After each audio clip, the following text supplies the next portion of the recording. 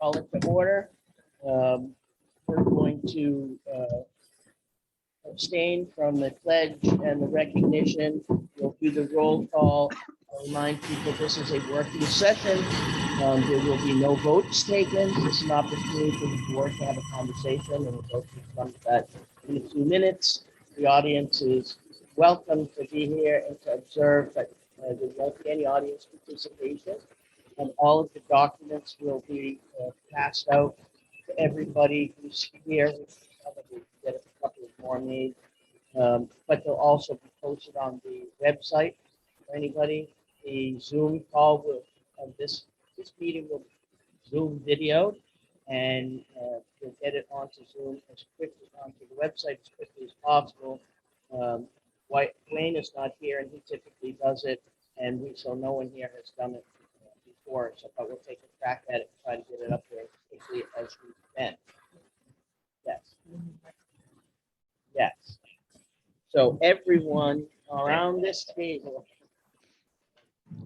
That was great. I'm told I have not had the pleasure of sitting down and reliving one of these meetings on Zoom via the video.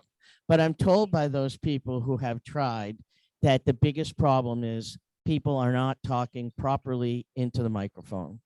So the board members all have their own microphone. The requirement is to keep the microphone on unless we hear some feedback. Just keep it on and put it down in front of you. And then when you talk directly into the top of the microphone. If you need to look down, you need to bring the top down with you.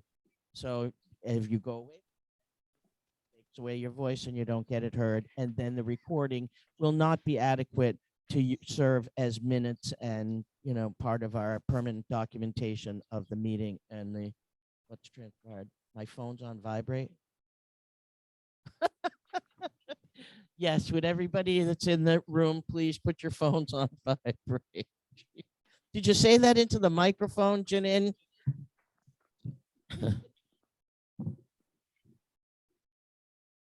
All right, Barbara, would you call the roll, please, and get me out of this? Here. President Lynn Tartaglia, Vice President Barbara Milano, here. Here. Treasurer Janine Menard, here. Secretary Barbara Kowalski, here. Dave Sherwood. Here.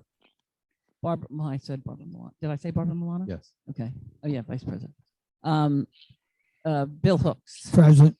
And Rich Gigliotti. All are accounted. Okay, thank you very much. All right, so I have two handouts for the board today for us to work off of. The first is a second PowerPoint to go with the one we passed out the last time because people seem to like the way it laid stuff out for people to have discussions with.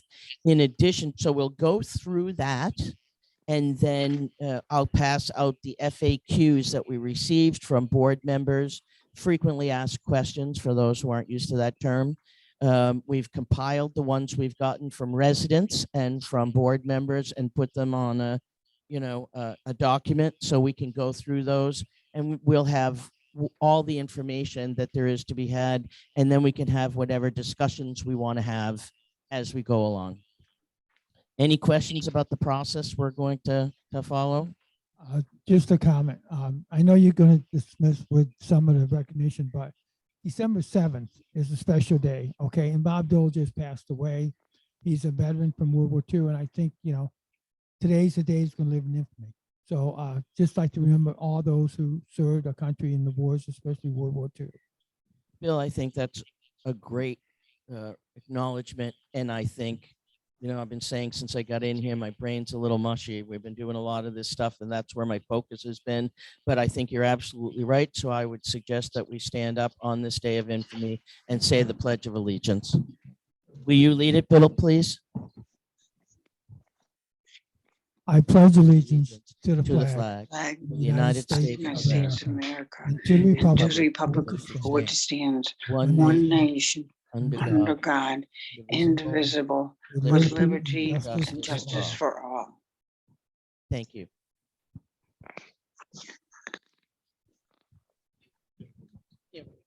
We just pledged to the Christmas tree. it's the effort that counts, and I appreciate you, Bill, bringing that up. I don't, there's probably no one in this room that somehow wasn't touched by those events. Thank you. All right, so I don't think we need to talk about number one. It is that there is no voting, just an overview of the process of the workshop. I wanted to share with you the process that this budget has been created under and continues to be in, just so we all remember who's been involved, what's been involved. The volunteer committee created under the leadership of the treasurer and strategic director reviewed the 2021 budget, looking for over and underspending and places where there might be cause for concern or opportunities. There were one-on-one meetings with the directors who have budget oversight to review the current year and hear proposals from them about their areas, including RFPs and savings. Also, there was a review of special projects and priorities, and a new list was put together to be recommended to the board of, I believe it was 24 projects. The board's role then becomes to take that documentation, to review the recommendations and give inputs, which we did. We passed those out early on and gave a copy to all of the board members and gave everybody 2 weeks to review. Then any inputs, suggestions, proposals, changes were given to the treasurer, strategic director, and me to review and make proposed changes and schedule a workshop, which we did. We had the workshop and went through a lot of this information. Out of that workshop, we made some changes, went to the board meeting in November, and these went out to all the newest iteration of the budget, went out to all the members of the community and to the board. And we said we'd get back together after a period of time. We gave folks until the last Wednesday to submit questions, concerns, etc. And we took all of those. We tried to see if we had information that would answer those questions and concerns, make any changes that we thought should be proposed. No changes have been made that are laid in stone. Any change that I refer to is a proposal, and it will go through the regular voting process of the board in December. At which time the treasurer will make a final recommendation to the board. That is on the 16th. The one thing that we found, and I found, that continues to be one of the genesis of the problems of the budget, the primary genesis of problems of the budget, is trying to wrap our arms and our brains around how this insurance cycle works. It's unique. It's awkward, and it does us no favors when we're trying to come up with the numbers here. So it's important that we all understand that the number we're talking about right now is going to, whatever number we're talking about is a guesstimate. It is not a real number. So when you look at the numbers that we use for the insurance right now in all the proposed documentation, is a guesstimate. The reason for that, we are required to vote in December on a budget for next year, and we won't get the bill that shows how much insurance is going to cost us for next year until mid to late January with the actual numbers. It will give us between 7 and 14 days on average to pay it. And there's no talking, there's no negotiations and no discussions. So we don't know what that number is going to be until mid-January, when we've already established the budget by our condo documentation. Dwight, I'm sorry, I can't take any questions from the audience. We have to make that decision based on our best efforts and figure out where we're going. We got 3 estimates from 3 different insurance agents. And 2 of those agents gave us their best estimates right now, I should say in November, that they believe in February we should expect a 20 to 30% increase in the cost of our insurance over 2021. No, over 2021. In our current agent gave us an estimate of 12 to 15%. All of them are, as I said, they're educated guesstimates because nobody can tell us what that number is. And frankly, the numbers have been higher sometimes, they've been lower sometimes, but certainly the last 3 years, they've been higher. That's nobody's fault. That's just the way the industry puts these numbers together. So if the current agent is right, but we hope he is, and we're not betting on it, but we would have the way the money is proposed right now would allow us to pay the bill on February 1st and perhaps have a little cushion to go into saving for the following year. If you look at the example that's listed here, in 2019, we budgeted $140,000 for the insurance. And 2 months later, the bill came in at $164,000, a difference of $24,000. Now, I was there at the time. There are other people in this room that were there at the time. And we made some calculated decisions and risks at that point because of the way the insurance had played out for several years around that time. And we went conservative. And we were wrong. We were conservative. We knew we had a little bit of extra money in the money market than what we thought we were going to need to use. Not a lot, but we thought in conversations with Bill Calnan, he and I went through the numbers several times, and we thought that the 140 would be a good estimate to budget for, and that we had a little cushion in case we needed more. We did not have enough to pay for an invoice that came in at $164,000, but we still had to pay it on February 1st. So we had to go out and scratch around and find money in other accounts and look for ways to cost or accrue for that money and pay it on February 1st. The next year in 2020, we said, well, geez, we better go up, and we better go up well. We can't make it all up, but we better go up. We went up $34,000 over the budget from 140 to 174,682. And you'll all get a copy of these numbers. That's a big jump in our budget, and it takes a big bite out, especially when you're not doing any increases. 8 weeks later, we paid a bill for that year of $192,000.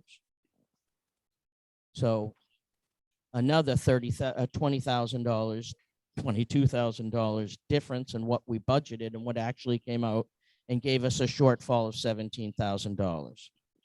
So we look at that and we say, holy cow, what are we going to do for this year? And as this slide shows, at this point, we believe we've got 3 guesstimates, one 12 to 15 and 2 20 to 30. We took the average of those guesstimates and came up with a number of 21.6% would be an average of those 3. It's not a fact. It's not a guarantee. It could come in at 29. It could come in at 35. It could come in at 12. It could come in at 15. We called the other 2 agents who were at the 20 to 30 back and said, listen, we're hearing from credible sources that this number, this guesstimate should be around 12 to 15. Both of them went back and checked and came back and said, nah, I don't think so. And one of the 2 said, nah, I think you're more up in the 25 range. So we got a lot of question marks, but the bottom line is this committee has to make a decision between now and December 16th on what we believe is the best number to put in there. And then they'll tell us in the middle to late January timeframe what that number actually is. And it could be the 21% increase that we've identified here. It could be more, it could be less, but that's the way this process works. We've tried in the past to change the dates of the cycle, and we have not been able to do that. The insurance agent has not been able to allow us to change that. We've tried to change deductibles. We've tried to look at catastrophic insurance. We've tried to look at self-insurance. We have not been able to find any means by which to influence these numbers and bring them to a more palatable number. I will tell you, as you'll see, I'll tell you more than once, I'm sure, we're not alone. Every section in the community of High Point is worried about this or is dealing with it. I don't think I speak out of turn when I say that the folks in Section 2, I believe she told me that they paid more than $300,000 for their insurance last year, and they expect that to increase. Dwayne, who does a number of work for a number of sections in here, said the numbers that they're talking about are $20 to $40 per unit increases, and that their insurance is rising at the same levels as ours is. If you go on the Alliance or Delray Forum or any of the COA talk communities online, it's not surprising. We're not alone. It's the insurance issue is the #1 issue we have, and we don't control it. And we have to write a budget based on an estimate. Any questions on that or any comments on that from the board? Just a comment I have is, looking at these numbers, would we rather error be low and have to scramble or come up with a way to fund it, or be a little bit like on target? If you put 25%, that would be 240,000 in budget. Okay, that's another 4,000 in change, which be another $1.50 a month on HOAs. But I think it's, hearing the history and everything else like that, unless we've got a place to grab from it, I think we should at least have it covered a little bit more than that. And if it's extra, we have that next year to pour back on. We haven't had an increase for 3 years, and we've had shortfalls every time, and we're not making up for those. Well, I think the three of us last night had an aha moment, and we'll share that with you in a minute that I think scratches that itch. But before we even have any more discussion, I think if you go to the next page, this helped me when I was trying to figure it out so I could explain it to anybody else. This helped me.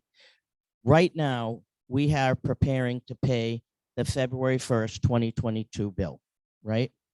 2021's in the rearview mirror. That was paid last February. The estimated bill that these folks are telling us, the guesstimate, is $236,940. Insurance money on hand as of January 31st, because for insurance, we go February through January in order to pay it. The insurance money's on hand on January 31st should be, because the money isn't in the bank yet for for December and January, $176,160. That means that on January 31st, we're going to be short $60,000 on what we have to pay on February 1st. So we knew that as soon as we got the bill last February, we knew we were going to be behind the 8 ball. So we started making cuts and savings, and we in the operating budgets, we stopped. I stopped Dave cold last spring, right after he got on the board, and I gave him buildings. I stopped him cold on fascia and soffit work unless it was an emergency for termites. We just had some about a month ago, and he fixed them, but we fixed only the ones that were obvious and were in tough shape. And then we didn't fix any of the others. There's plenty left to do in the community, but we stopped them.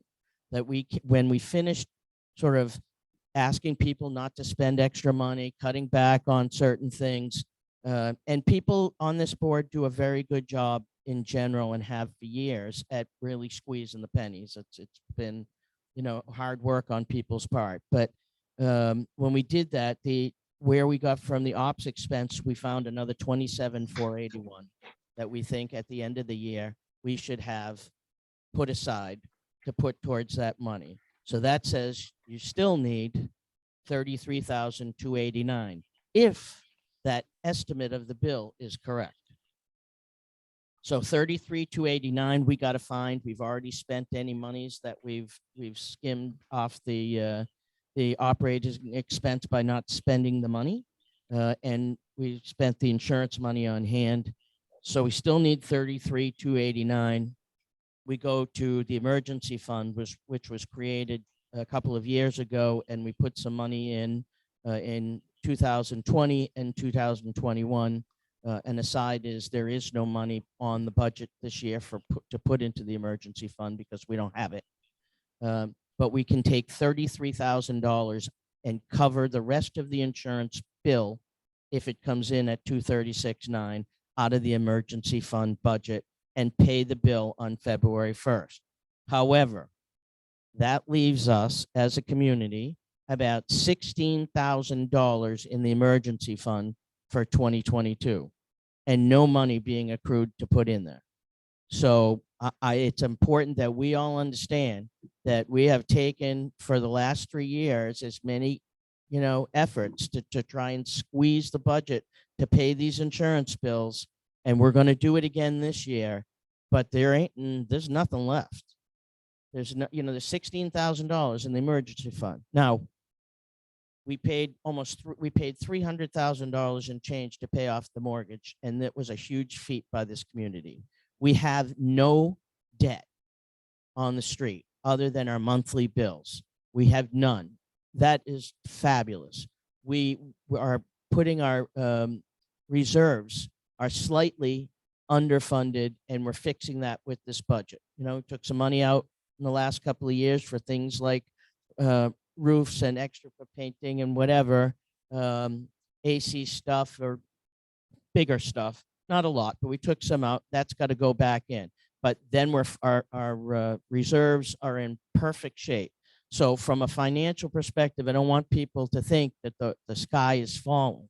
We just don't have any more padding to keep us from having increases and substantial increases. And we have no idea what the insurance number is going to come in February and where it's going to be for next year when it's time to pay. So we're going to save all this year at that rate or some rate, and we don't even know if that's enough for the following year. So it's really, it's difficult. It's a difficult challenge. And that's my concern. We should be funding for next year because we pay in February, not for what it is this year. We're a year behind. So we know that if you look at the trend, it's going to go up for next year too. And we're not going to have next year will be in December and we say, there we go again. We don't have money for insurance. Everybody's putting, delay everything that we might need. And it's not a priority because insurance is definitely a priority. So I think, I'm concerned about that. That's all. And it's mandatory. I mean, if you live in here and you have a mortgage and we were to try and do something like not insure or self-insure, the mortgage companies would call those mortgages in. They would call them in because part of the agreement in people's home mortgages is that when they buy into a condo or HOA community, that we have to furnish evidence that we are fully insured to the levels required by the state. So if we were to try and say, well, forget it, we're just going to take a chance and cut some things or whatever, A, the insurance companies wouldn't allow us to do it, cut them and provide us with insurance, and B, anybody with a mortgage would have it called in. And so that's, every time we knock on a door, it closes in our face on this stuff.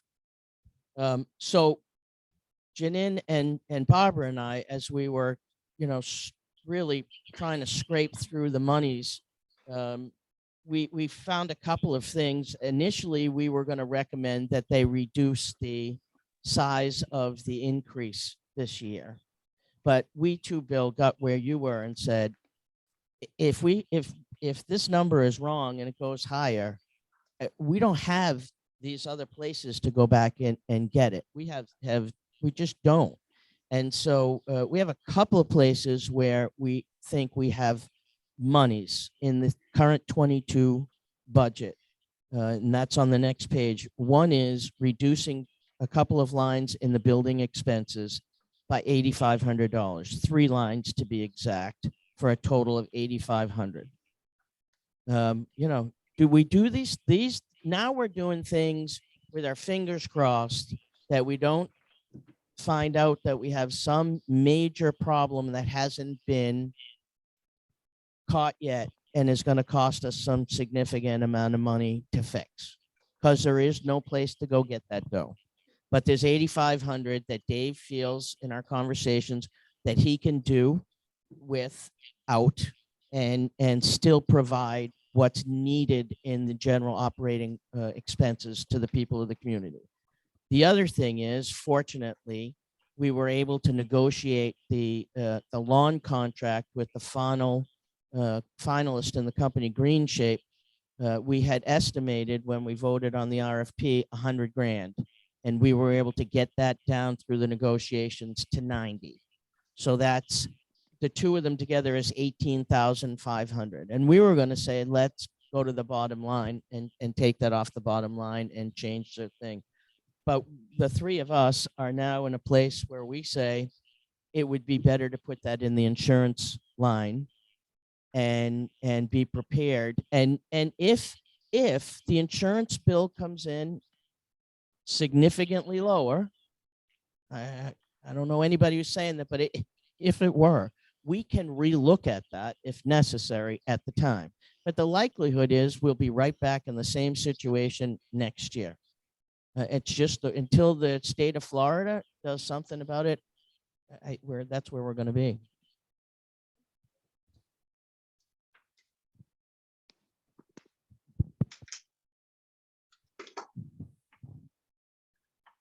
The like the building expenses that we thought about the 8,500 and we're going to move the 8,500, but really we stopped Dave and he in the spring, so he really hasn't had a chance for almost 9 months to do what he might be doing. We left no money for if a hot water heater goes. He's at bare bones, and we just have to pray. And the thing is to fund the insurance. That was the only thing we could do, and pray. Pot in the kettle black. Exactly. Okay, so it would say we do have, the insurance comes down lower. Can we take that money and push that into like the emergency fund to raise that for, like you were saying, next year? So it is an option, but so Since I'm brand new at this, like I'm what typically we do, and all of us know this because this is your first right. rodeo, but the rest of us have been on it, is we watch that stuff and then and we talked through it this year, you and I. Yeah. Coming towards the second half of the year, we start looking to see, operating budgets are all based on our history and what we know is coming and what we think might happen, and we try to find a balance of those things. And typically in the second half of the year, we start looking at the end of every month to what's overspent, what happened.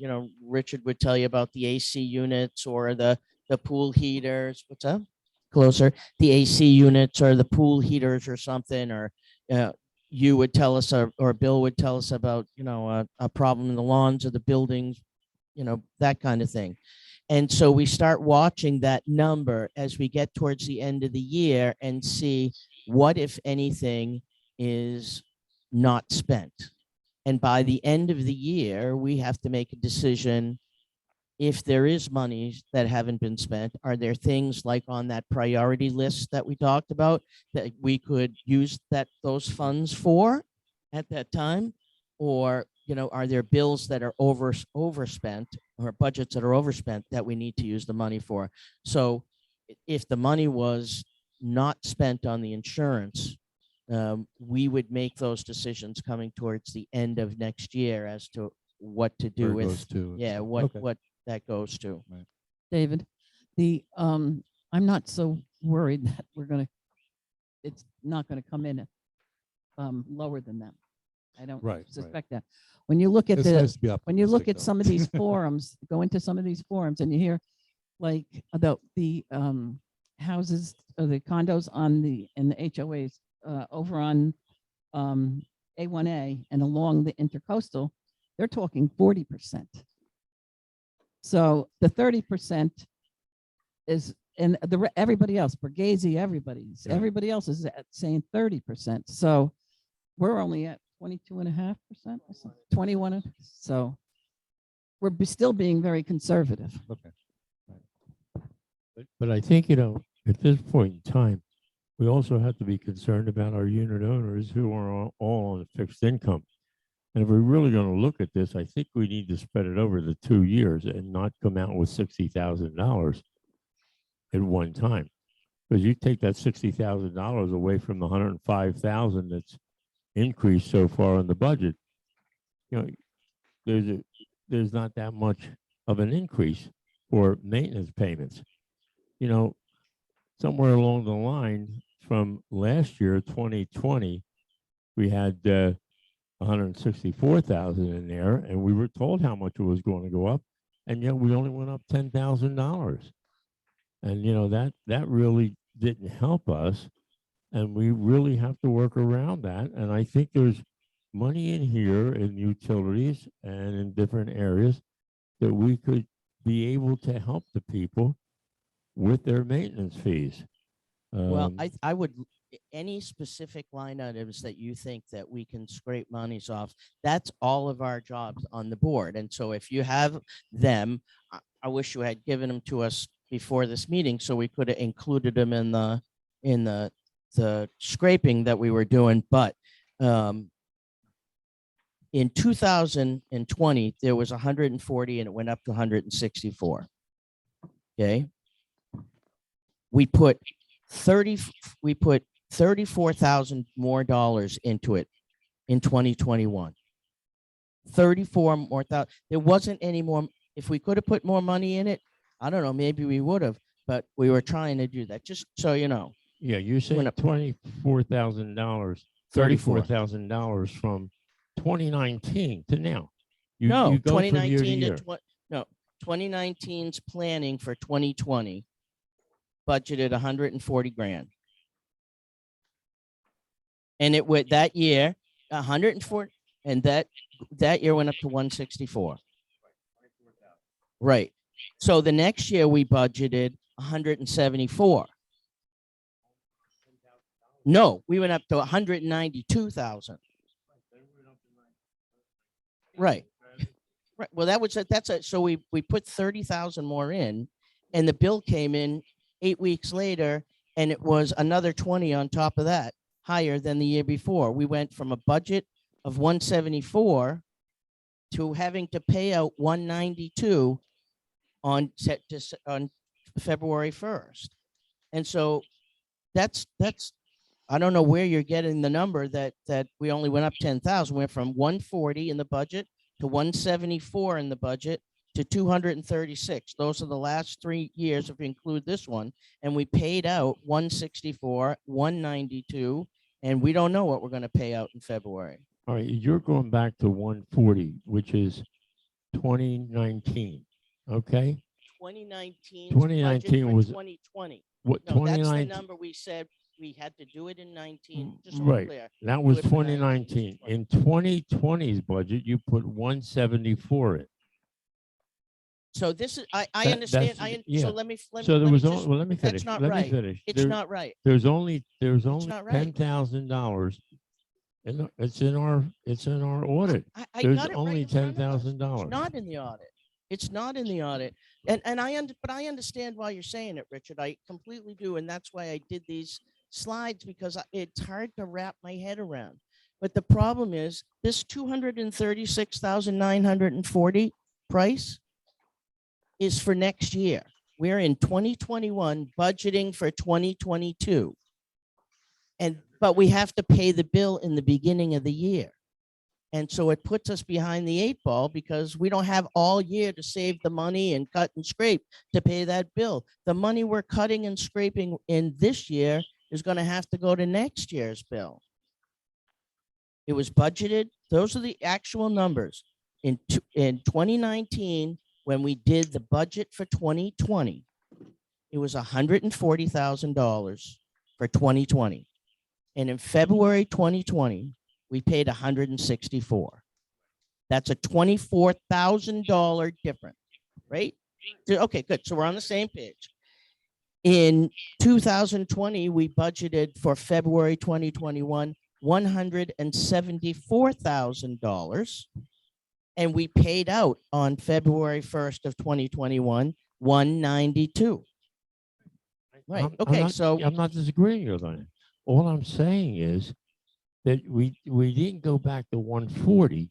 We took that $164,000 and only added $10,000 for the 2021, which there should have been more in there because they were telling us in 2021 it's going to go up more than $10,000.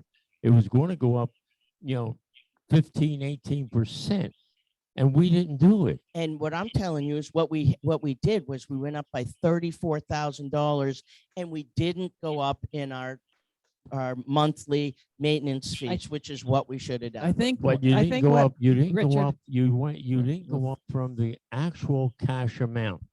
When we're doing this budget now, you're going to go up from the actual cash expenditure of $192,000. Correct. Not 164. You're going to go up from $192,000. That's correct. that's exactly right. So okay, so looking back, that 140 is out of the picture. We goofed somewhere when we didn't increase it at the 940 in 2020. We goofed, and then we goofed again last year for this year Richard, because only going up $10,000. Richard, Barbara. part of it is you goofed because you were trying to keep everything down for a zero increase budget. And it was my recommendation at the time for the budget committee not to do that because you're just perpetuating this problem. And that's right. And that's So what now it does. we can't perpetuate it anymore. We can't take half of it and do that. We have to finally catch up because it's next year, you're going to be doing more. Yeah, but I don't think, like I started out saying, I don't think we have to penalize all the people here with a $50 increase when we should be looking at, a $20, $22, $23, $24 increase would probably cover all of this. We lost our mortgage payment. We lost all of that. That's back in the budget somewhere. I mean, the budget did not physically go up, but that money was spread out in the budget somewhere. Okay, so you're still using that money, and people would say that the budget did go up. And this is what I'm hearing. They're concerned that they are on fixed incomes, and it's going to be a problem for them at roughly $50 for a 2-bedroom and $38 for a 1-bedroom. Well, from what I see, I mean, just being new at this, you don't have any control of what the insurance is going to be. You don't have control over what the insurance is going to be. But when you do your budget, you should base it on what you hear. Okay? From 64 to 74, we weren't hearing that. We were hearing a lot more than $10,000. But we didn't do anything about it that year because we tried to keep the budget down. So you cut in other places because the insurance is definitely one of the ones that is going to go sky high. Okay? So you have to look at that and work around that one. That has to be your primary one. But then when things happen, you don't just turn around and drop it in 1 year. It took 3 years to get here. Then it should take at least 2 years to get us out of there. Richard, we all understand your concern and what you say you're hearing out there. Most of us are. And when the budget committee met, that probably came up at every meeting we had, is the impact that this would have on the community, on people with fixed incomes. But you can't keep, like Barbara said, keep perpetuating this. At some point, we have to try to catch up. This is a guesstimate, as it's been said. And we may be falling behind again. So you just can't say, let's split it again in half this year for next year, because it hasn't happened in the past. We really have to address it, and address it strongly this year. Well, but that's what hurts the people, okay? Yeah, that's what hurts the me. people, and it should, wait a minute, I'm not finished. And it should be worked out and look carefully. One of the things that I sent out to the board was we really need to look at each category, right? And like Lynn did a great job. She saved us $10,000 on grounds. And that's a nice amount of money to put into insurance. I think it was suggested to put that into insurance. But you know, other utilities, water's not going up. And we have a 30-some $1,000 increase in the budget for there. You know, so we have to really look at these, and even if it's, you know, even if it's $1,000 here and $1,000 there and $1,000, those $1,000 add up that help us to maintain an adequate maintenance fee. Okay, Richard, I have a question. Okay, we're looking at that, and I agree with you, and I don't think anybody in this room wants to raise maintenance fee. I'd like to see them at $10 a month, but that's not gonna happen. So, but what we need to do is, remember, inflation's gonna go up 6-7% this year, okay? We're gonna be paying back debt with inflated dollars. So, let alone yet, people who are on a fixed income, it's gonna be tougher for them to pay HOAs, no argument. But also, it's gonna be tougher for the board to do the jobs, to maintain everything. When you go to the store and everything's gonna cost you 6% more than it was to take money out. So just the budget, if we, you know, we have it where it is now, you can't buy stuff what you bought it for 2 years ago or last year. There's a shortage of stuff. There's everything else. You pay twice as much almost for a lot of things. So to do it right, how am I going to take care of the pool and do stuff like that for the clubhouse when I got to go out and spend more money than you did 2 years ago? That's exactly what I'm saying, Bill. I'm saying that by putting this up here, everything else is going up. And the people on the fixed income are having the problems. They're having the problems feeding themselves. They're having problems going out and buying gasoline that's up $1 something a gallon. They're buying milk and butter and all this stuff. They're all up. But, you know, do we have to complicate it, make it harder on them? That's what I'm saying. I'm afraid we all agree with you. And I'm afraid, unfortunately, we're going to have to, I don't know whether we can find some money. I wish if you have a list of things where you've found monies, I wish you had shared them with us as we asked by last week, so we could have included them in the conversation and had them laid out for everybody. And then we could have talked about them. And I'm still, if you've got a list of them, Richard, please come forward with them, because I'm not finding them in other places. I'm really not. And if we can find some monies where we can cut, we absolutely should do that. But I do need to be clear that, yes, from what we paid to what we went up is $10,000, but we went up year over year, $34,000. We can't absorb it. We couldn't absorb any more than that. Or you would have had a large increase last year, and you would have had another large increase this year, because we just went up from 174 to 236, which is what, $50,000? $50,000 from last year's budget to this year's budget in insurance, and 30,000. That's $85,000 over the course of 3 budgeted years. We went up in our budgeted amount. Maybe it wasn't enough, but that's all we could do to squeeze it out, to try not to hurt all of us who are on fixed income and try to keep the increase to nothing. We can't push it off till next year. We can't, because next year the insurance is going up again and everything else is going up. All the indications are that that inflation is here to stay at least through 2022. And so, you know, if we cut it and we say, because for no reason, there's nothing in the documentation that I've seen yet that says that we can cut this increase and pay our bills. But if we do it, it's going to be taking a risk. And you know what the response is going to be halfway through the year? If we don't have enough money to pay our bills, let me say it nice and loud and clear so everybody hears it. It's called a special assessment. And nobody in this community wants to be paying an increase of 5 or 6 or 7% on their HOA maintenance fees, COA maintenance fees, and then 6 months later have someone knock on the door saying we got to do an assessment because we don't have enough money. And I don't want to, I really don't want to do that. Nobody, there's no happy ending here. There's no happy ending. Just help me with the list of the things that you think that we could shave, even if it's 1,000 here and 1,000 there, because you know, that's exactly the right way to do it. You're exactly right. But I need to see him so that I can, you know, go Yeah. through them. We all need to see him and go through Yeah. them with you. And I don't disagree with you. And I thought that's what this was going to be all about. That's why I didn't go through, because I don't know. I wasn't involved when Dave met with the board. I wasn't involved when Bill met with the board. So, you know, if They we're didn't going to meet with do the it, board, they met with the We're- budget committee. this is our well, you first met with the time. budget committee. So I don't know what all they came up with because they had to present it.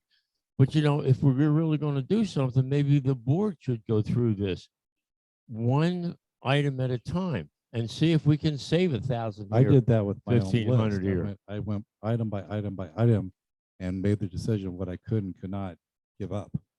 Richard, you do have the numbers because you were given the presentation there.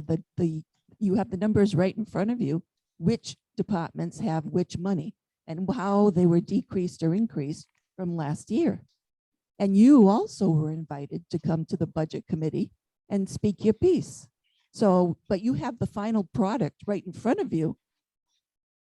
But that's not what I said. I said that we You said should you didn't sit know with what with where the committee increases heads, and sit- decreases sit were. with the committee heads and see if they can decrease anything. We I'm just not did. going to decrease it. We just came up with some additional dollars. I understand that. 18.5. 18.5. I understand that. Lynn 18.5. did a great job and you had another $1,000 or $2,000. So I don't know if there's more in here.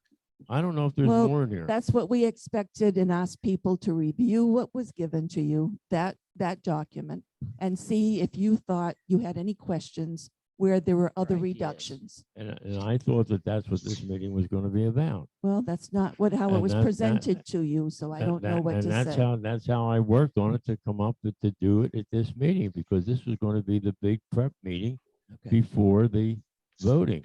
When So people do you had an have a opportunity. list? Do you have a list of line items that you want to identify that we can either, at least you can make us all, the rest of the board aware of them. We can talk about them and then we can determine whether I or would not look. we I want to. would look closely at utilities.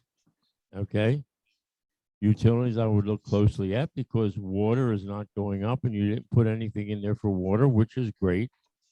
But the utilities are going up $34,000 when water isn't increasing. So, you know, you have to do something with that.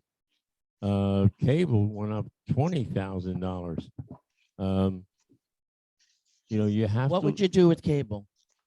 What would you I do with Yeah, cable? Yeah, right. First thing Cable's I up would 20,000. first thing I would do, okay, is see how much our costs are, and on cable, the amount that goes just for cable, okay, goes up 3%. Correct. Okay, the other ones, I don't know how much the other ones are going to be next year, and they've been about the same all along. But I would look at those. Does it go up $34,000? I don't know. Our expectation was that's what you would have been doing over the last couple of weeks, because I heard from Dave, that's where we found 8,500 in the buildings budget. I finished my review of my grounds budget. He did his.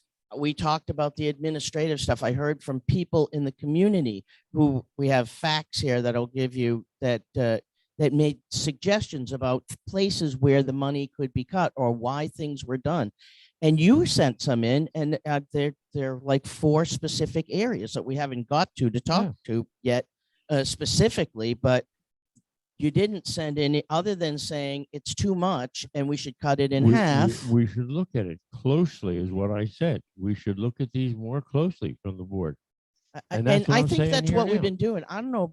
I've spent somewhere in the vicinity. I'm going to say, you know, I was going to say 150 to 200 hours over the last month of trying to find these things. And so and you can see from the piles of stuff here and all this information we put in that, you know, that's what we've been doing as individuals, and then coming together as the budget committee at the last workshop and now this workshop to see what we found. So I'm surprised that you don't have a list that says, not we should look at the utilities because water's not going up, which nobody knows yet because they don't go up in the water bill until January or February of the new year. But I'll bet you $1 billion with a $10 million fine hanging over the city of Delray and the new backflow devices we just had to put in this past year and have the budget for this year at $8,000 that we never did again. The water's going up.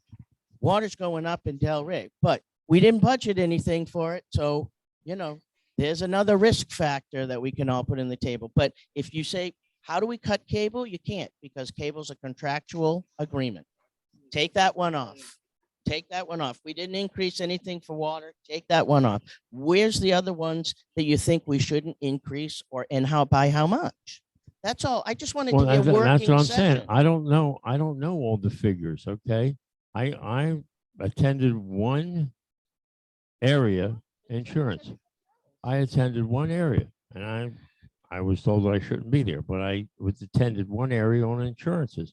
And that's when I heard the 12 to 15%. You So- attended a meeting that you were not invited to, and that your presence put us over the legal limit for how many board members can be in a meeting without calling a special meeting and posting it for 2 days in advance. We were having a subcommittee meeting with someone and you came in and nobody said you had to get out. We just said you can't sit at the table and participate. I And knew that's that. what we did. And I said So that. And I said that. just so we're clear for people that are I hearing this, said that. nobody's blocking you from can attend any participating. meeting as a unit owner. But you know, you need to look at that one very carefully. The utilities, you need to look at the other one is the We have been, and we need your insurance. help. We need your help to tell us specifically. Whenever you how want to much. sit down, I'll be more than happy to sit Sitting with right you. now, tell us how much you want us to cut. out of I which don't have that line. information. I don't have the information to not? know how much. Why not? Everybody else brought that information. Everybody got the same information. I don't have any more info than you have. I have the No. exact same info. The budget committee gave it to us. We looked at it. Few of us, the treasurer and strategic director and I went through it. We came up with some more cuts and we came up with the stuff for the workshop and a proposed budget with some adjustments in it. Everybody got it. Everybody was asked at the last board meeting to please go back, and including you, because you were surprised that we weren't having a conversation then. I Bob. was surprised Said, you weren't having a "Please go conversation back. then.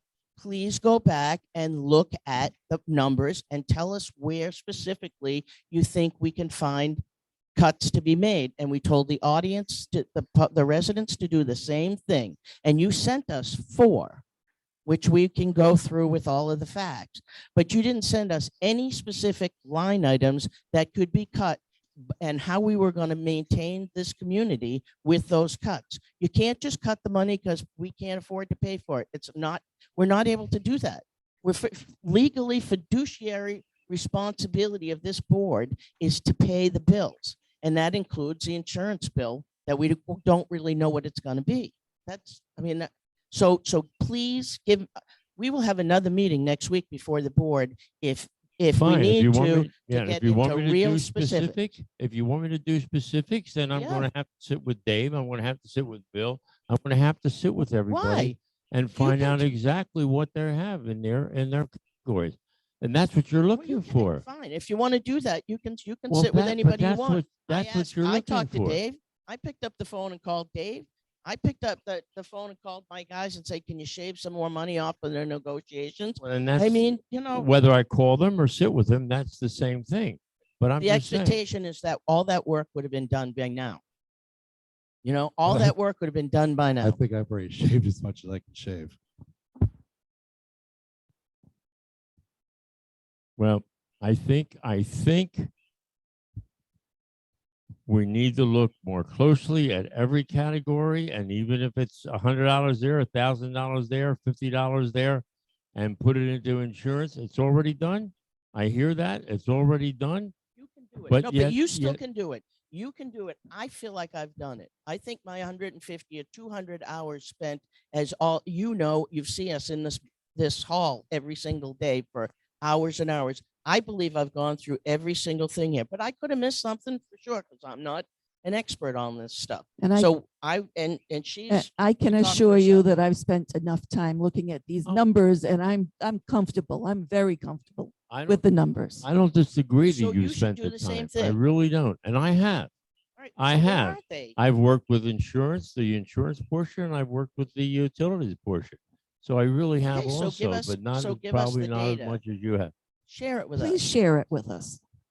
Because I called downtown too to find out what every year that we put this out. I've always called and tried to find out. And I've even said something about the water bill, for instance, because it's all over the paper every single day. We've talked about it in the budget committee. Everybody agreed that the town is in bad shape for its water and that they're going to have to start billing us.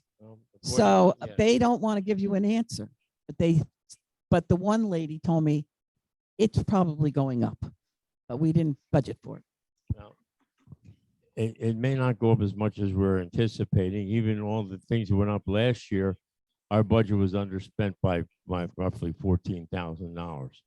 So And thank God, because we used that money to pay some of the delta on the insurance money that we had to come up with on February 1st.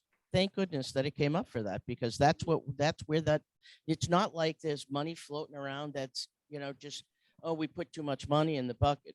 We can shave every one of these numbers down, but I'm telling you, as God is my witness, if we come below 16,000, if we have one $16,000 problem, by the way, we haven't fixed the dock yet, and it's a safety hazard, and we haven't fixed the pool housing, covering a huge piece of equipment that if the thing falls off and we don't have coverage over, we could be in trouble. And there is no money in the new budget to spend that. The monies in the budget wouldn't cover one of those two things, let alone both of those things. So if something goes wrong, if you want to cut all of these down, we can go 20% across the board. Let's cut everything 20% across the board, except for insurance. I'm just telling you and the members of the residents of this community, if that's what people believe should be done and this board agrees to do it, and it doesn't land that way, it's a special assessment on top of an increase. And I don't think that's what we want to tell people in the community. no, but I You don't. got to pay for it. But I don't think you have to do both. I don't think you would have to do both. Many years ago, they went to residents and asked residents to invest. I'm not doing that. Well, I'm not doing wait, that. let me finish. I've That's what heard the they story. did. You told the story And several that times. was never a problem. They paid all their bills and got everything done. But you don't have to do a special assessment. You don't have to go out and get a mortgage. You don't have to go out and get other stuff. Just look carefully at, and I'm sure you have, but sometimes you miss it. There was one thing in here in one of the budgets that $78,000 was missed, and then it was paid. And with that payment, it was still. I think that this budget committee and this board has done more work on this than any other group of people in the existence of High Point.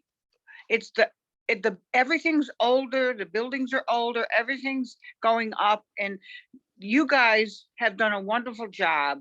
And I know you've spent countless hours going over everything. And I think if there was another way to do it, it would have been found. I think this is really a great piece of work that everyone, the budget committee and the board, all the board members that worked on it, it's really, they've done their due diligence, and they've been very thorough. That's my 2 cents. Yeah, and I'm not saying they're not. I'm complimenting them, and I did all my compliments, even to the board. Okay, I'm not saying that. All I'm asking is we look a little more closely at some of these, so we don't have to bombard all the unit owners with a $60,000 increase. Okay, well, I got a short question. As far as the utility bills, what is all included in the utility bills? Water for this building? I don't have that. Water all the way around? Okay. And then the electricity for this building, right? That's pretty high, isn't it? Lights, okay.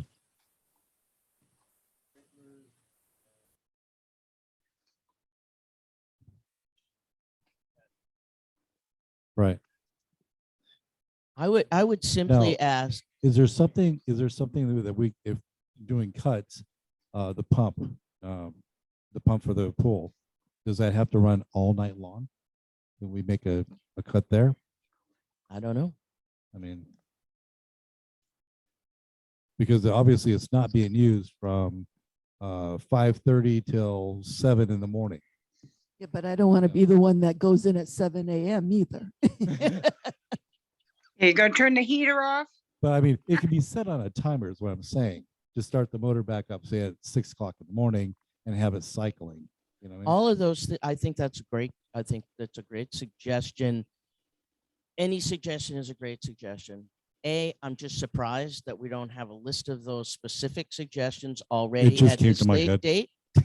I would ask that you make that suggestion to the director of the Pool and Clubhouse and Okay. ask him to take a look and see whether that would make a difference in the cost of running the electricity. And I would ask that Richard, if you have specific questions, that you would get them to us so that we can work through. And I have a list of the questions that have already been submitted by the members of the community and others. I'd here like go to through. suggest that we go through those questions. Yeah. Okay. And maybe someone will answer mean, for Richard. Yeah, some of these- you would ask me where I came up with the $78,000. If you look under the audit for 2020 audit, okay? Under sewer, okay, there was nothing budgeted in the budget, okay? But yet we paid the $78,000 and still came up with a $22,000 that we didn't pay.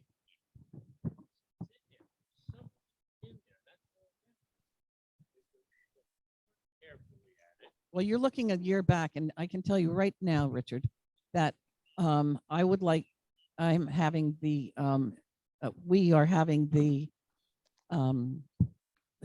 accountant look since COVID, because they switched us with a very new accountant, and I don't know, I don't trust the 20 numbers, but look at 21.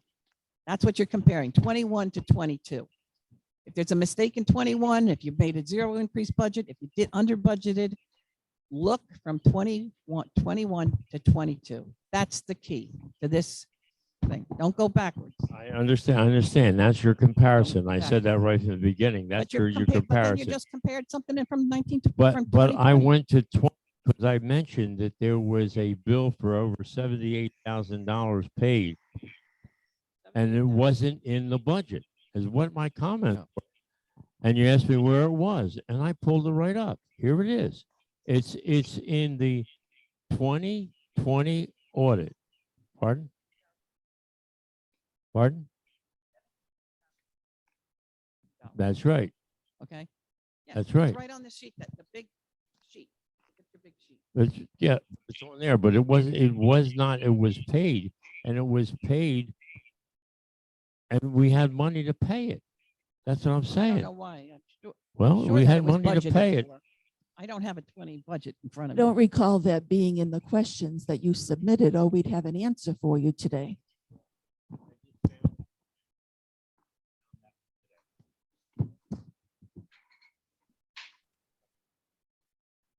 Right, I passed out to the board the list of compiled questions that we received from board and resident owners. There are a couple that are not in here that Dwight had asked about some of his questions about cash on hand and making sure that the numbers were aligned, and we're still working with him on those, and we'll make sure his get answered, and if there's any changes in the numbers, we'll be sure to report them to the rest of the board. The facts that are on here, the FAQs, start with, is there money in the insurance surplus fund? And if so, how much? And I think we've just been through that. I assume that the name surplus fund is what people are referring to as the money market fund. When we start accruing monies for insurance, we don't just leave it in the regular month-to-month checking account. We take that money out and we put it in a money market fund separate and by itself so that it is there for the following February when the bill comes due. And so right today, the number is, I think it's last one I saw was 143,000 and change, but we still have 2 more months to go in. And that number adds up to the 176, 170 that we talked about.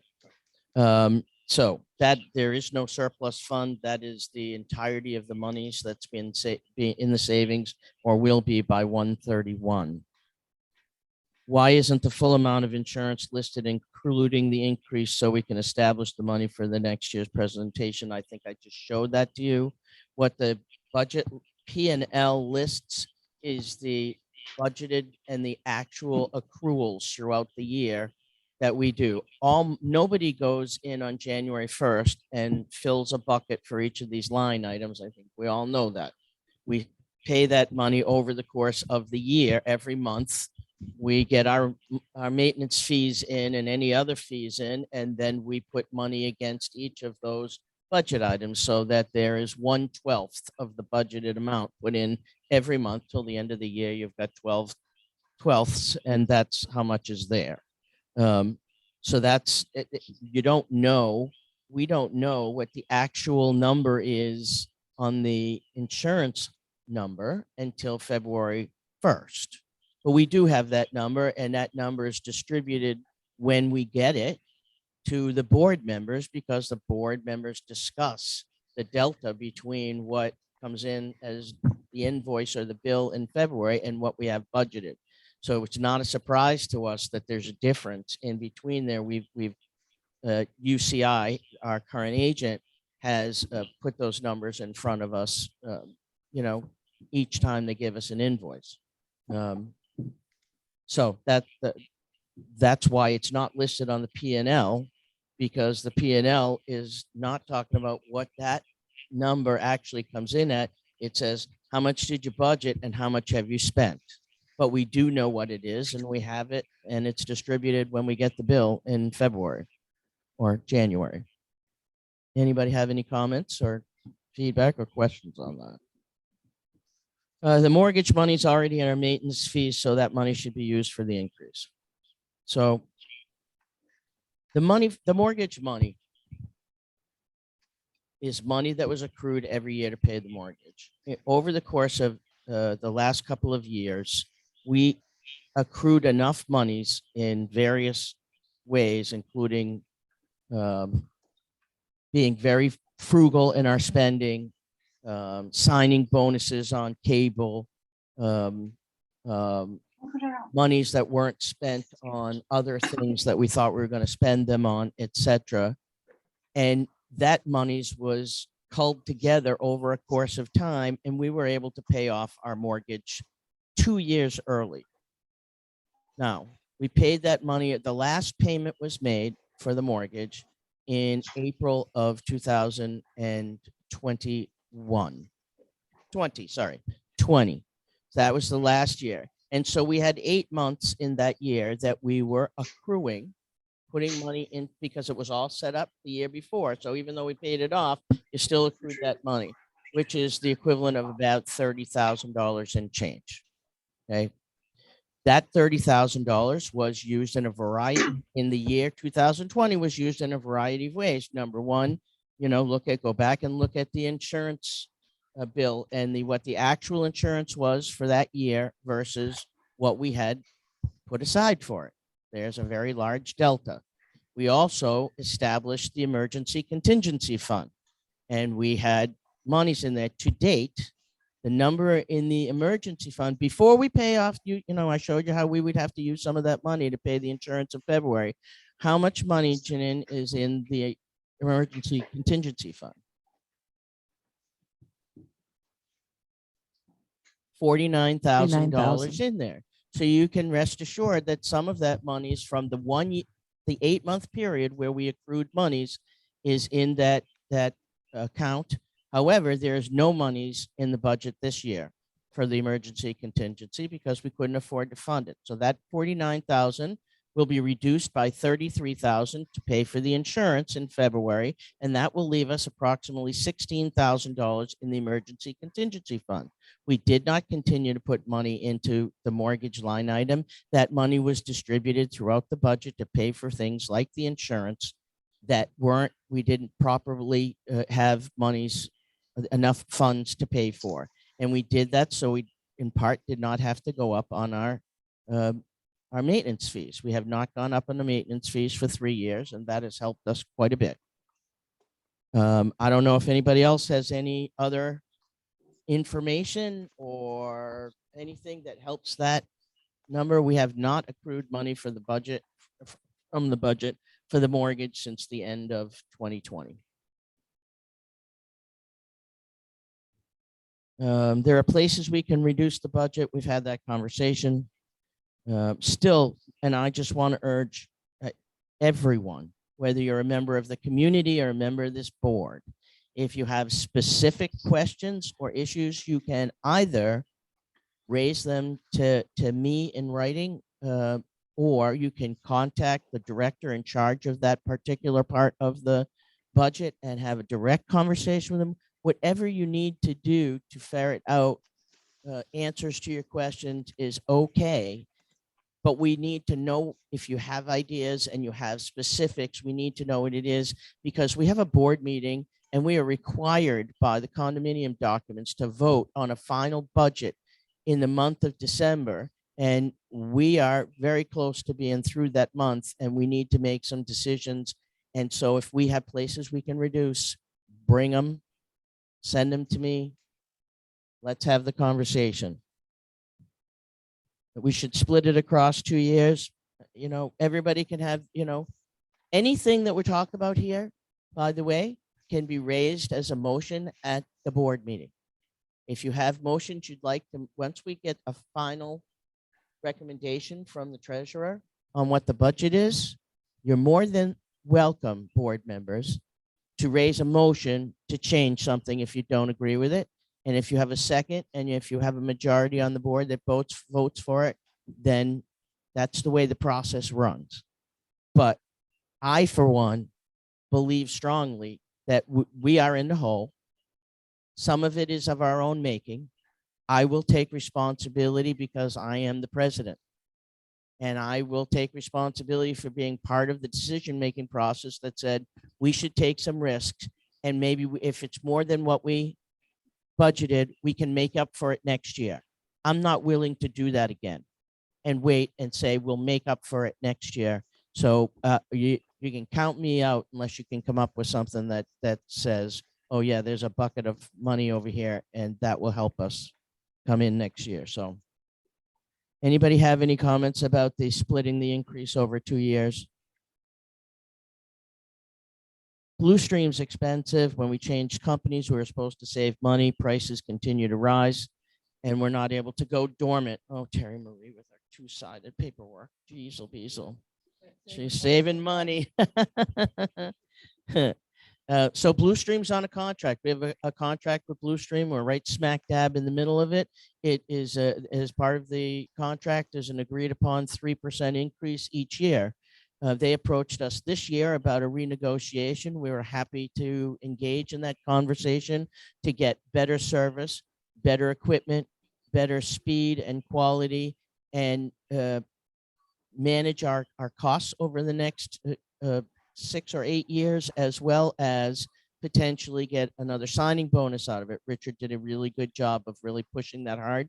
We have been waiting since October 28th for an answer to our most recent counter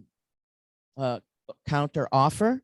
We heard last week that they are still working on it, but I'm very comfortable that unless they've changed their mind somewhere in the past, that there will be some signing bonus. How much, we don't know, and how that money gets used, that'll be a decision for the board to make about how that money gets used. But that, you know, they're still working on it, so we don't, you know, that's a bird in the bush, right? Just a note, while we were talking to Comcast, Dave and I did a little bit of, when we were talking to Blue Stream, we did a little reconnoitering about Comcast. And at the time, for a single person getting Comcast in their home at the level that we have it with basic stations, the 1,000 stations, lots of junk ones, and the basic stations, and maybe an HBO plus the internet was running around $220 a month. Now, you wouldn't pay that in an when you're doing a bulk service like this, and I know that. But even if they took off $100 off of that number for doing a bulk service, that would still be significantly higher than what our current Blue Stream is. So it's not, Blue Stream's not our we'd love not to pay them anything, but it's not our major problem or in this whole process. The lawn increase. This is just one where people have to. What did I miss one? The entrance planting. Just people don't understand why we were paying for people to do the front entrance, and there was a misunderstanding. They thought we were paying for having the renovation done, and they thought we were getting it for free. And we did indeed get all that work done out there, with the exception of we split some irrigation monies to get new irrigation out there back when it was done. But Bob did all the plantings and laid in everything, the irrigation and all of that stuff. And we decided then we had a warranty, but Delray Garden Center was pretty clear right from the get-go that if you had, God love him, Big Al and his guys go out there and they butchered that stuff up, that was going to void the warranty, and he wasn't going to deal with that. And so we agreed for $4,800, we would have him maintain the front entryway, and his responsibility was to bring Big Al's people into the fold, teach them how to take care of the various plants, and make sure that when he handed it over at the end of the year, that Big Al's guys would be ready to do it, and we would have made sure that our warranties stayed in place for the plantings. It won't be Big Al this year, it will be Green Shape, but they're a very capable company, as I hope you'll all be able to see. Lawn company increase, really, it's a change in the line items where money is. I think the budget is about the same or a couple of $1,000s. I'm looking at you because I'm not looking at it. A couple of $1,000s less than it was for ground. And we just went from the 90,000 for the lawn, the 100,000 for the lawn contract, down to 90, which is good. That helps us a lot. And so there really isn't a huge increase in the cost. We just put the tree trimming and the pesticides and fertilizing and the lawn maintenance stuff all in one line instead of in all multiple lines. Why do we need a road reserve? We pay taxes. Again, I think it was a good question. Some people didn't understand why they still pay on their property tax. You see, you pay for certain things on there. And the reason for that is because we have private roads, and we're responsible for the maintenance of the roads inside of Section 1. And the city, the state, and the federal government pay for the public roads, which are Atlantic Avenue, Barwick, Route 95, et cetera, et cetera. And so that's the difference between the two. And we're required to reserve, fully fund reserves to do 100% replacement of those roads if it's necessary. So we do those reserves for that, and for the roofs, and for the painting, and for the pool. Not all of them. Paint, roof, build, pool, and roads. So we do that. Right. So we do, and we are, we're on that path this year, and we're in good shape with our reserves, so long as, we don't have to take money out of them again for something that we got to put back in. Paying off the club host loan, I think we already have gone through that. The next question is, did we obtain quotes from different insurance companies? I think we've been through that. They don't understand why there's such an increase, because we haven't had any big claims. We haven't had any big hurricanes or anything. And No fire, no, but we haven't had any. But the problem is, all of these agents we're talking about are not the ones that are paying out on the insurance claims. They are agents, and they go out to the big carriers like Lloyd's of London to try to get coverage at competitive prices. There are very few companies left, big insurance companies, that are willing to do insurance for condo associations because of the cost over the last years.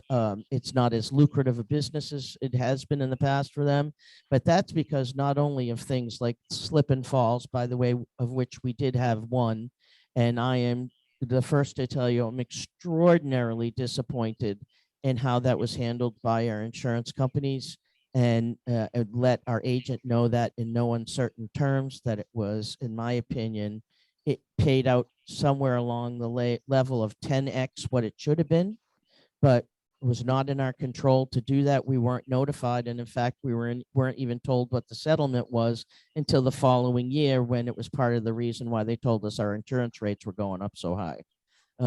But those kinds of things are happening all over, and these big companies like Lloyd's of London, they just pool them all, and they share the pain between all of the different communities.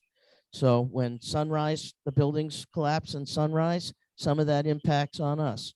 Also, the age of our buildings and the construction materials of our buildings, the roofs on our buildings, and the windows in our buildings. If we as a community had the money to put in all impact windows, and the next time we did our roofs, we were able to put in all kinds of clips and other things, we might be able to save 3 or 4% on our insurance bill. That's what I was told by the agent. So, that's it's not something that's in our control, but I can't imagine that we're not going to have, up north, any of you who live on the ocean or lived, near water, if you were in a community that was along the shore, used to have to get flood insurance.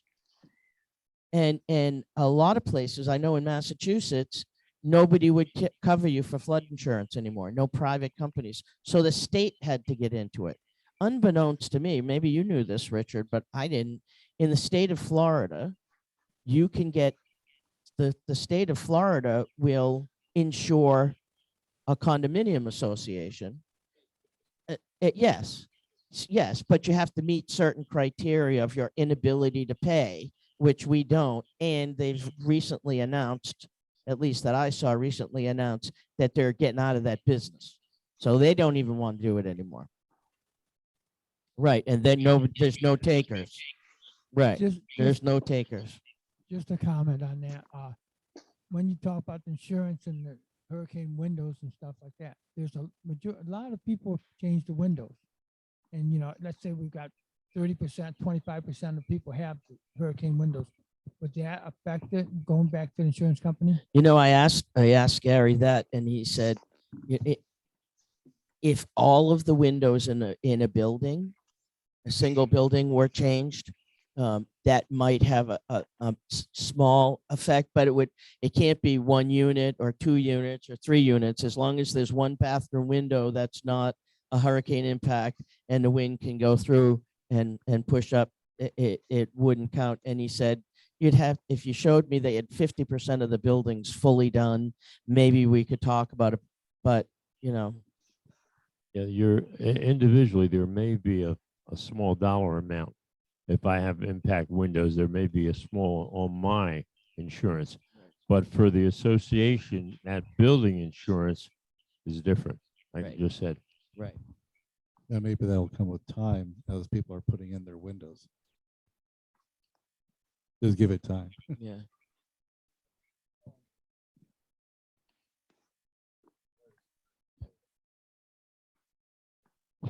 And it's going to cost you most of the times over $20,000 to do a 2-bedroom, and you're going to receive, maybe it's going to take you 40 years to receive that payment back. Right. I paid $16,000 and I didn't do the 2 bedrooms. I did the sunroom and I did the living room, and it was $16,000. So yeah, I'm sure.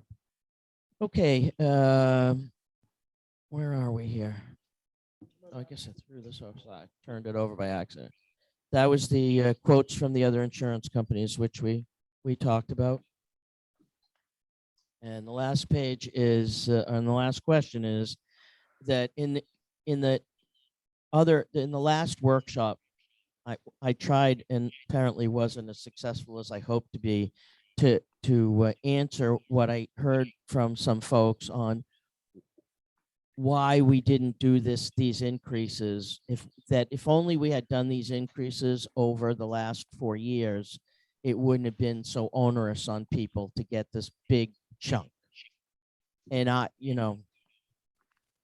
so I went back and I looked at it and I said, well, what would have happened if we went back and instead of doing one big, and I used the number $40 because, it's a little less than the 2-bedroom and a little more than the 1-bedroom that we've been talking about. So I just used the number for simple math of if the first option would have been if we went up $10 a month each year for 4 years. And so that means $10 in 2019, you would have started paying additional $10 a month until the end of 2022 and beyond, right? So that's 480 months or $480, 48 months or $480. I used 40 bucks, just generically for everybody. If it went up by 40 bucks,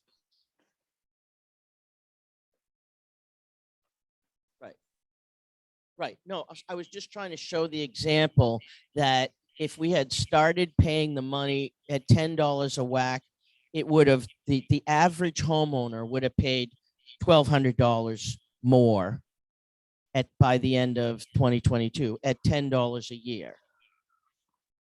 The second option, which is, it wasn't really an option, it's just the second way of doing this same amount of money is what we did, which is recommend the larger increase, no increase, no increase, no increase, large increase. And that means we paid 0 increase in the first 3 months. And at $40 a month would have been 480 bucks rather than 1,200 bucks at the same point in time. At the end of 2022, if you'd paid $10 a month since 2019, be 1,200 bucks. Instead, we're now asking people to pay 480. It's an average. It's just, I'm just showing that.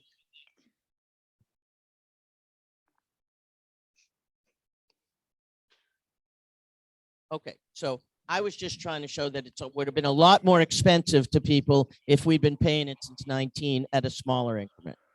But you're right, it's not the exact number. Probably should have headed it, put a title, example for 1 bedroom.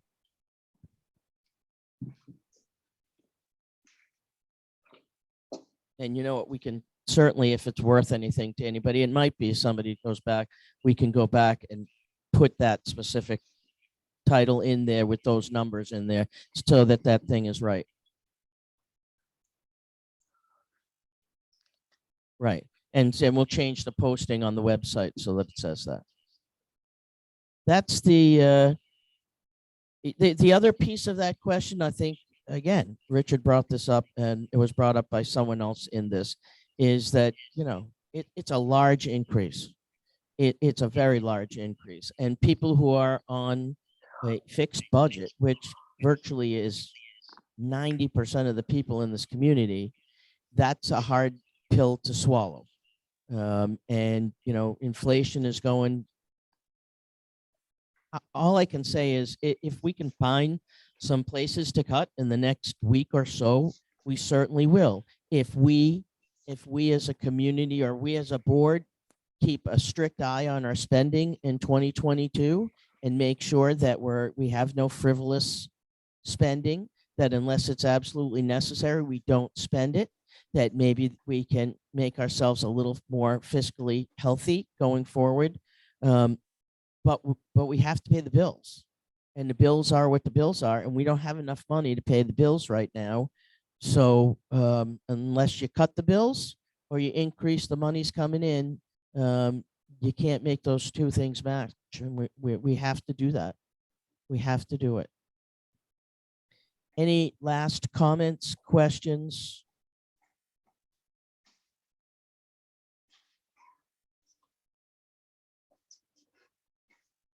Not when we call the meeting to a close, then you can certainly say something. But the board workshop, well, the board workshop doesn't, the premise is it's just a board meeting and it's between us, and then we can get your feedback after the meeting to incorporate, but we can't do it as part of the meeting. I didn't set the rules, I just set them. All right, Just follow. anybody have any final comments, questions, or suggestions? Barbara? I'm good. Thanks, Barbara. I know it's not easy to do these things by Zoom. I appreciate it. And I appreciate can't- all of you. you- If it's there's one fine. thing that I know, it's Richard can take a punch and he can give one too. And I know, and I hope he knows that none of this is done for our own benefit. We're trying to do the right thing.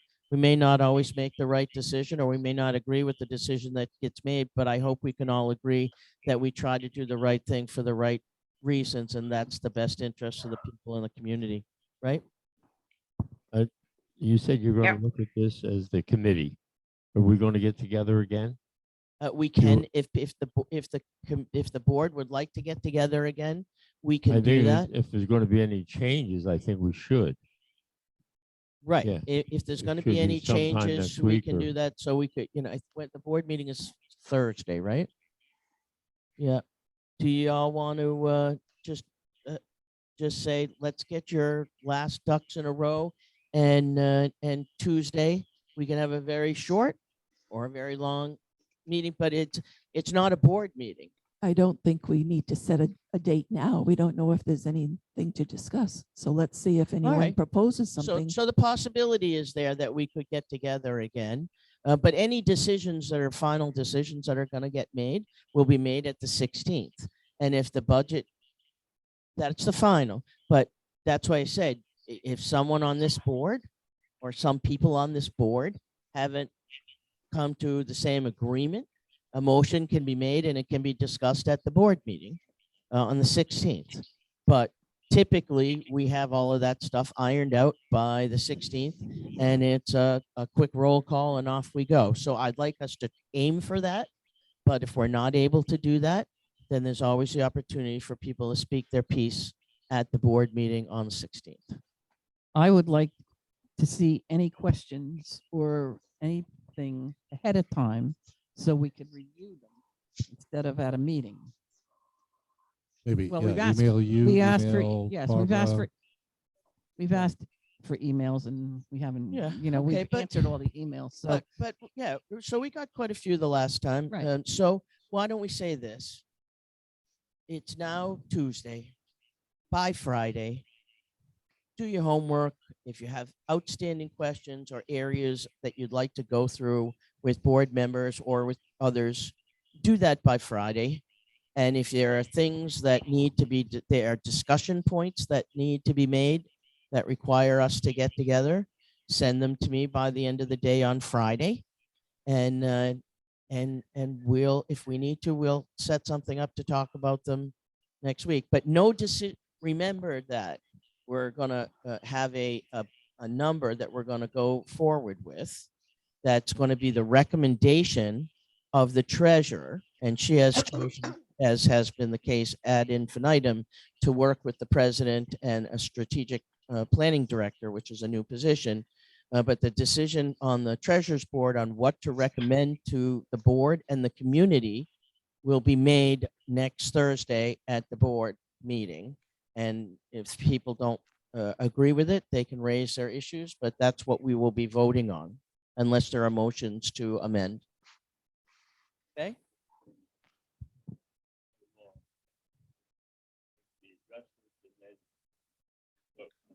Well, hopefully, yes, if amendments are pushed on the floor at the board meeting, and the board decides to approve those, nobody's moving out of their chair until those amendments are, the treasurer will go in the office and she will go back and make whatever changes she sees fit in her recommendation.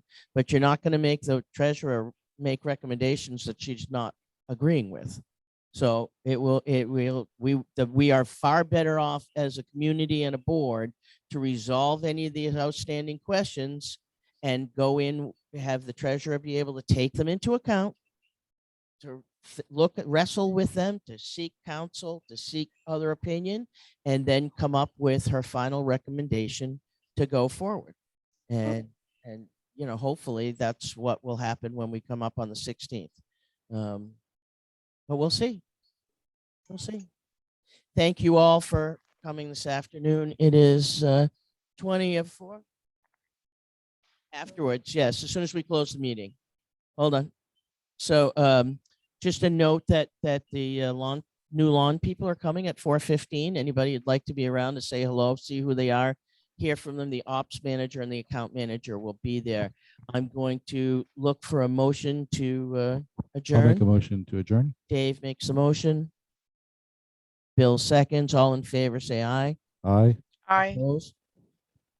Meeting is adjourned. Barbara, thank you. You're welcome. Thank you.